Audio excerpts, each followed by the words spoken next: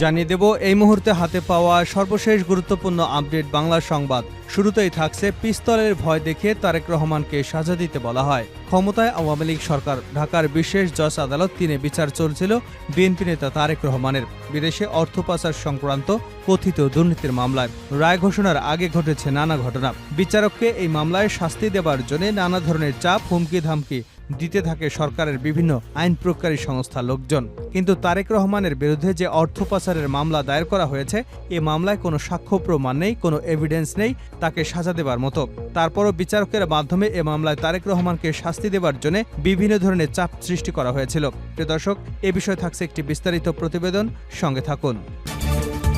এবারে জানাবো হবিগঞ্জে দুপক্ষের সংঘর্ষে নিহত এক। হবিগঞ্জে নবীগঞ্জে দুপক্ষের সংঘর্ষে মনামিয়া সত্য নামের এক বৃদ্ধ নিহত হয়েছেন।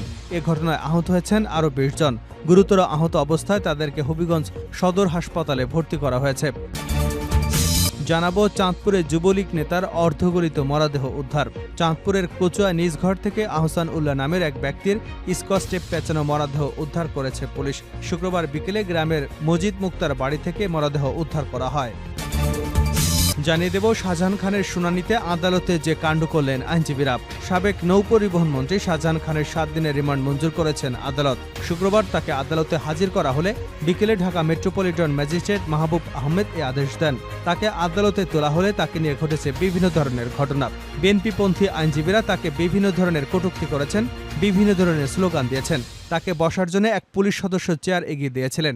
বিএনপি নেতাদের তোপের মুখে তিনি সে চেয়ারে বসতে পারেননি। সে চেয়ার সরিয়ে নিতে বাধ্য হয় পুলিশ সদস্যরা। এদিকে পিলখানায় বিডিআর হত্যার বিষয়টি নতুন করে আলোচনায় নিয়ে এসেছেন সাবেক সেনাপ্রধান জেনারেল মইনু আহমেদ। তিনি ওই সময় সেনাপ্রধান ছিলেন। বিষয়টি নিয়ে নিজেই ইউটিউব চ্যানেলে প্রায় আধা ঘন্টার একটি ভিডিও পোস্ট করেছেন। এবং সর্বশেষ জানাবো আন্তর্জাতিক সংবাদ। মিয়ানমারে জান্তার বিমান হামলায় শিশুসহ নিহত ১১। মিয়ানমারের উত্তরাঞ্চলীয় শান প্রদেশে জান্তার সরকারের বিমান হামলায় ১১ জন নাগরিক নিহত হয়েছেন। এতে আহত হয়েছেন আরও অন্তত ১১ জন। হতাহতদের সবাই বেসামরিক। নিহতদের মধ্যে ৫ জন পুরুষ, ৪ জন নারী এবং ২ শিশু রয়েছে। দেশটির সামরিক জান্তা বিরোধী ক্ষুদ্র নৃগোষ্ঠী সশস্ত্র একটি সংগঠনের মুখপাত্র এফপিকে এ তথ্য নিশ্চিত করেছে। এতক্ষণ শিরোনাম শুনছিলেন, এবার বিস্তারিত। প্রিয় দর্শক, আপনি যদি এই চ্যানেলে নতুন হয়ে থাকেন, ভিডিওটি দেখতে দেখতে চ্যানেলটি সাবস্ক্রাইব করে আমাদের সঙ্গে থাকুন। আর এই ভিডিও সম্পর্কে আপনি আপনার মূল্যবান মতামতটি কমেন্ট বক্সে জানিয়ে দিন। আর হ্যাঁ প্রিয় দর্শক, জানিয়ে দিন ভিডিওটি কোথা থেকে দেখছেন। পিস্তলের ভয় দেখিয়ে তারেক রহমানকে সাজা দিতে বলা হয়। ক্ষমতায় আওয়ামী লীগ সরকার, ঢাকার বিশেষ জজ আদালত ৩-এ বিচার চলছিল বিএনপি নেতা তারেক রহমানের বিরুদ্ধে বিদেশে অর্থ পাচার সংক্রান্ত কথিত দুর্নীতির মামলায়। রায় ঘোষণার আগে নানা নাটকীয় ঘটনা। বিচারক মোতাহার হোসেন স্বাভাবিকভাবেই মামলার রায় ঘোষণার প্রস্তুতি নিচ্ছিলেন। কিন্তু হঠাৎ বদলে যায় দৃশ্যপট। চারদিক থেকে আসতে থাকে নানা চাপ, হুমকি। তারেক রহমানকে যে কোনোভাবে হোক সাজা দিতে হবে। সাক্ষ্য প্রমাণের ভিত্তিতে মামলায় রায় যা হওয়ার তাই হবে। বিচারক প্রথমে এমন মনোভাব প্রকাশ করলে তার উপর চাপ আরও বাড়তে থাকে। আইন মন্ত্রণালয়ের কর্মকর্তা আবু সালে শেখ মোহাম্মদ জহিরুল হক দুলাল সরাসরি যোগাযোগ করেন মোতাহার হোসেনের সঙ্গে। চলে আলোচনা। বিচারকের মনোভাব দেখে ভয় দেখানোর কৌশল নেন দুলাল। ধানমন্ডির উচ্চ আদালতের এক বিচারপতির বাসায় ডাকা হয় মোতাহার হোসেনকে। সেখানে উপস্থিত হন জহিরুল হক দুলাল, সঙ্গে কয়েকজন গোয়েন্দা কর্মকর্তা। কয়েকজন কোমরে পিস্তল গুজে সেখানে প্রবেশ করেন। বিচারক মোতাহার হোসেনকে বলা হয় তারেক রহমানকে যে কোনো মূল্যে সাজা দিতে হবে। বিচারক তখন জানান মামলার সাক্ষ্য প্রমাণেই সাজা দেওয়ার মতো। এ মামলায় সাজা দেওয়া আইনসম্মত হবে না। তখন দুলাল বিচারককে প্রাণনাশের ভয় দেখান। গোয়েন্দা কর্মকর্তারাও ভয়ের পরিবেশ তৈরি করেন। এক পর্যায়ে দুলাল বিচারককে বলেন, আপনাকে রায় লিখতে হবে না, আমি লিখে দেব, আপনি শুধু পড়বেন। পরে দুলাল রায় লিখে পাঠিয়ে দিয়েছিলেন বিচারকের বাসায়। বিচারক মোতাহার অবশ্য আদালতে জহিরুল হক দুলালের লিখে দেওয়া রায় পড়েননি। তিনি নিজে লেখা রায় পড়ে তারেক রহমানকে অভিযোগ থেকে বেকসুর খালাস ঘোষণা করেছিলেন। রায় ঘোষণার পর থেকে চরম নিরাপত্তাহীনতায় পড়েন বিচারক মোতাহার। চাকুরি থেকে অবসর নেবার ১ মাস আগেই ঘটনা উলটপালট করে দেয় তার সবকিছু। কিছুদিন আত্মগোপনে থাকার পর আদালতে ফিরে আসলেও বুঝতে পারেন তাকে শায়েস্তা করার জন্য নানা আয়োজন চলছে। পরে নিজের অফিস গুছিয়ে অবসর নেবার আগের দিন প্রিয় কর্মস্থল ছাড়েন। এক ছেলেকে নিয়ে চলে যান মালয়েশিয়ায়। এরপর অনেকটা ভবঘুরের মতো সময় কাটিয়েছেন। গোয়েন্দারা পিছু নেওয়া এক স্থানে বেশি দিন থাকতে পারেননি এক দেশেও। কয়েক দেশ ঘুরে 2022 সালে থিতু হন ফিনল্যান্ডে। ছেলেকে নিয়ে সেখানে রাজনৈতিক আশ্রয় আছেন। 5ই অগাস্ট ছাত্র জনতার গণঅভ্যুত্থানের পর দেশে ফেরার চিন্তা করছেন বিচারক মোতাহার হোসেন। গণমাধ্যমের সঙ্গে আলাপকালে তিনি জানিয়েছেন, রায় দেওয়ার আগে এবং পরে দুর্বিষহ পরিস্থিতি। দ্বিতীয় দফায় আওয়ামী লীগ ক্ষমতায় আসার পরপরই চুয়াডাঙ্গায় দলটির নেতাদের বিরুদ্ধে একটি মামলা রায় দিয়ে হামলার শিকার হয়েছিলেন। পরে 41 দিন আত্মগোপনে থাকতে হয় তাকে। 4 বছর আগে বাংলাদেশে তার স্ত্রী মারা যান, তাকেও দেখার সুযোগ হয়নি। 2 ছেলেকে নিয়ে মোতাহার হোসেনের স্ত্রী দেশে ছিলেন। নিরাপত্তাহীনতার কারণে তাদেরকেও এক জেলা থেকে আরেক জেলায় ঘুরতে হয়েছে। 2013 সালের 17 নভেম্বর বিএনপির ভারপ্রাপ্ত চেয়ারম্যান তারেক রহমানের বিরুদ্ধে করা বিদেশে অর্থ পাচার সংক্রান্ত দুর্নীতির মামলায় রায় ঘোষণা করেন বিচারক মোতাহার। কোনো অভিযোগ প্রমাণিত না হয় রায়ে তিনি তারেক রহমানকে বেকসুর খালাস দেন। অর্থ পাচার মামলায় তারেক রহমানের বিপক্ষে করা অভিযোগের কোনো তথ্য প্রমাণ ছিল না। উল্লেখ করে মোতাহার হোসেন বলেন, রাজনৈতিক কারণে হয়রানি করার উদ্দেশ্যেই এই মামলায় তারেক রহমানকে জড়ানো হয়। সম্পূরক চার্জশিট দিয়ে তাকে অভিযুক্ত করে এই মামলায় চার্জশিট দাখিল করা হয়েছে।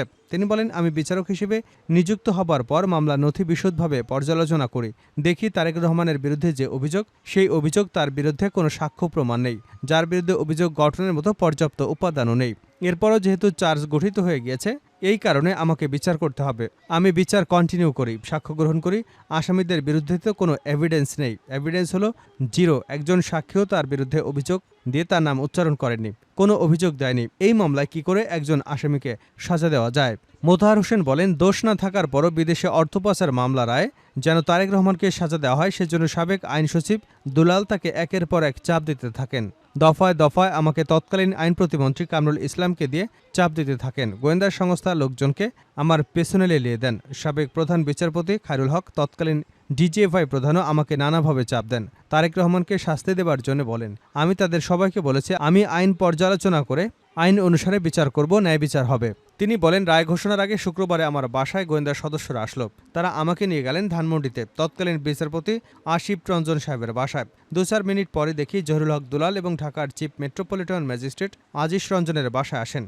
বাসায় ঢুকে তাদের কেউ কেউ পিস্তল বের করলো। পিস্তল বের করে গুলি লোড করছে, নাড়াচাড়া করছে। বলছে, একবার ট্রিগার চাপলে এই পিস্তল দিয়ে 8টি গুলি বের হয়। এসব করার কারণ ছিল আমাকে ভয় দেখানো। আমি ভীত সন্ত্রস্ত হয়ে পড়ি এবং বিচারপতিও ভয় পেয়ে যান। দুলাল বারবার বলতে থাকেন, মামলায় শাস্তি না দিলে, এই মামলায় জেল না দিলে, তারেক রহমানকে খালাস দিলে কেউ নিস্তার পাবেন না। তখন আমি বিচারপতি আশিস রঞ্জন সাহেবকে বলি, স্যার, এই মামলায় তারেক রহমানের বিরুদ্ধে নো এভিডেন্স। একজন সাক্ষীও সরকার পক্ষ ছাড়া তার নাম উচ্চারণও করেনি। কোনো অভিযোগ তো দেওয়া দূরের কথা, তার নামই নেই এই এভিডেন্সে। আমি কিভাবে পানিশমেন্ট দেব?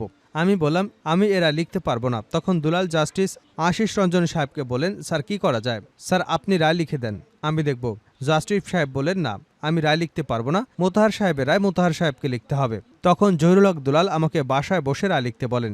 আমি বাসায় বসেই রায় লিখি, তারেক রহমানকে খালাস দেওয়ার রায় লিখি। রোববার সকালে জহুরুল হক গোয়েন্দা সংস্থার লোকদের মাধ্যমে আমার কাছে রায় লিখে পাঠান। রয়টার্স সহ গোয়েন্দা বাহিনীর লোকজন আমার বাসা থেকে কোর্টে নিয়ে যায়। কৌশলে আমি আমার রায়টাও সঙ্গে নেই। এজলাসে উঠে যা সত্য সঠিক রায় সেটাই ঘোষণা করি। এরপর পরিস্থিতি বিবেচনা করে নিরাপত্তার উদ্বেগ নিয়ে আমাকে আত্মগোপনে যেতে হয়। এক পর্যায়ে আমি আমার কোর্টে আসি। অবসরের ঠিক কয়েকদিন আগে জানতে পারি, অবসর নেওয়ার দিনে আমাকে অপহরণ করে গুম করে দিতে পারে। তাদের এই পরিকল্পনা জেনে আমি অবসরের আগের দিনই সব কাগজপত্র সই করে বের হয়ে যাই। তিনি বলেন, প্রথমে ছেলেকে নিয়ে মালয়েশিয়া যাই। সেখানে আমার পেছনে গোয়েন্দা নজরদারি শুরু হয়। এক জায়গায় বেশি দিন থাকতে পারিনি, সেখান থেকে নেপালে গিয়ে থেকেছি কিছুদিন। সেখানেও গোয়েন্দারা যায়। 2022 সালে ছেলে আরিফ হাসান রাহুলকে নিয়ে ফিনল্যান্ডে আশ্রয়ের অনুমতি পাই। ওদিকে দেশে আমার স্ত্রী এবং 2 ছেলে ছিল, তারাও দুর্বিষহ সময় পার করছেন। ছেলেদের নিরাপত্তা নিয়ে উদ্বেগ ছিল, তারা এক জেলা থেকে আরেক জেলায় ঘুরে বেড়িয়েছে। 4 বছর আগে আমার স্ত্রী মারা যান, আমরা যেতে পারিনি। এখন 2 ছেলে নাটোরে থাকে। তিনি বলেন, ছাত্র জনতার ঐতিহাসিক বিপ্লবে বাংলাদেশ স্বৈর শাসন মুক্ত হয়েছে, ফ্যাসিবাদ মুক্ত হয়েছে। এখন সময় বিচার বিভাগের সব ধরনের প্রভাব মুক্ত করবার, যাতে সব ধরনের মানুষের জন্য ন্যায় বিচার প্রতিষ্ঠিত হয়। হবিগঞ্জে 2 গ্রুপের সংঘর্ষে নিহত 1। হবিগঞ্জের নবীগঞ্জে দুপক্ষের সংঘর্ষে মনা মিয়া 70 নামের এক বৃদ্ধর মৃত্যু হয়েছে। এই ঘটনায় আহত হয়েছেন আরও কমপক্ষে 20 জন। গুরুতর আহত অবস্থায় তাদেরকে হবিগঞ্জ সদর হাসপাতালে ভর্তি করা হয়েছে।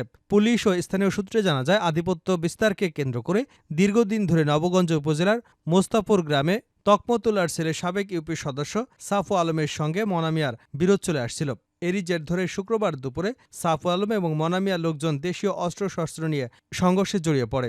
সংঘর্ষে প্রতিপক্ষের এক ধরনের দেশীয় অস্ত্রের আঘাতে বৃদ্ধা মনামিয়া নিহত হন। এ সময় অন্তত ২০ জন আহত হয়ে হাসপাতালে চিকিৎসা নিচ্ছেন।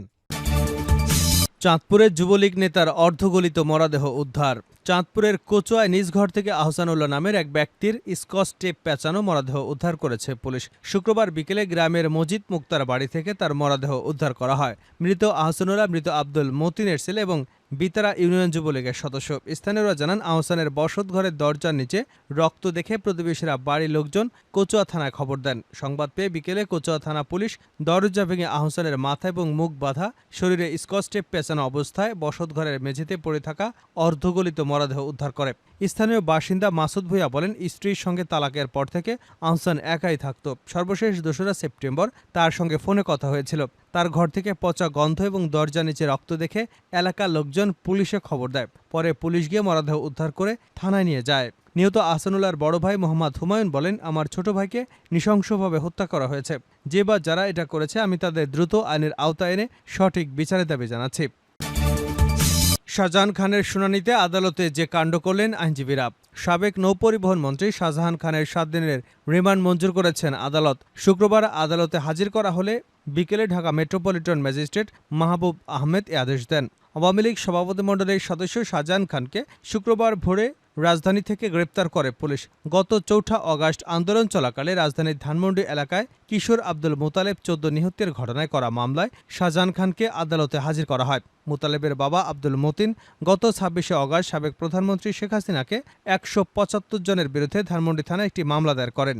এদিকে আইনজীবীদের মধ্যে হইচইয়ের মধ্য দিয়ে শুনানি শেষ হয় শাহজাহানের। জানা যায়, আদালতে কড়া নিরাপত্তা, সাংবাদিকদের প্রবেশে কড়াকড়ি আর আইনজীবীদের হইচইয়ের মধ্য দিয়ে শুনানি শেষে সাবেক নৌপরিবহন মন্ত্রী শাহজাহান খানকে জিজ্ঞাসাবাদের জন্য ৭ দিনের হেফাজতে পেয়েছে পুলিশ। মাদারীপুর থেকে ৮ বার নির্বাচিত সাবেক এই এমপিকে গ্রেপ্তারের পর শুক্রবার ঢাকার মুখ্য মহানগর হাকিম আদালতে হাজির করা হয়। কাঠগড়ায় শাহজাহান খানকে বসার জন্য এক পুলিশ সদস্য চেয়ার এনে দিলে বিএনপিপন্থী আইনজীবীরা একজন বলছিলেন, ১৭ বছরে অনেক আরামায়েশ হয়েছে, কাঠগড়ায় কোনো চেয়ার দেয়া যাবে না। আইনজীবীদের ক্ষোভের মুখে পড়ে চেয়ারটি বের করে নিতে বাধ্য হন পুলিশ সদস্যরা। আদালতে রাষ্ট্রপক্ষের শুনানিতে সহযোগিতা করেন আইনজীবী মাসুদুর রহমান বাদল, আনোয়ারুল ইসলাম এবং মোহাম্মদ কাইয়ুম হোসেন।